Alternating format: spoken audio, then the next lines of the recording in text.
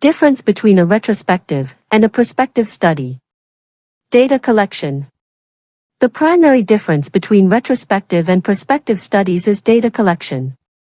In a retrospective study, researchers investigate existing information regarding exposure factors and their impact.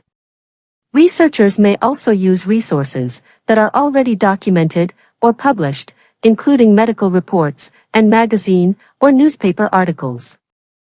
On the other hand, data collection for a prospective study includes researchers performing the interviews and observation themselves. This allows the researchers to be present at the time of exposure and observe the impact of exposure firsthand.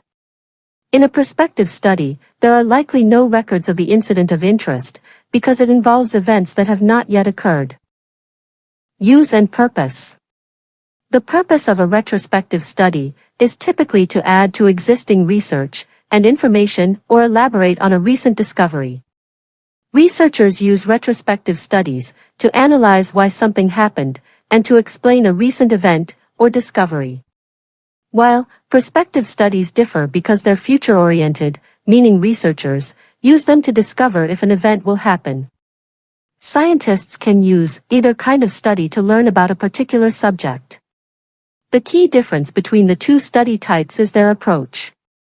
If researchers are interested in learning about what caused the outbreak of an illness, they may use a retrospective study to investigate. Alternatively, if they're interested in learning about the impact of treatments on patients who have the illness, they may use a prospective study. Time and cost.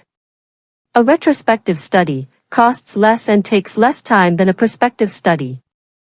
This is because a retrospective study doesn't involve observing and interviewing participants, so there's less time and cost spent on data collection.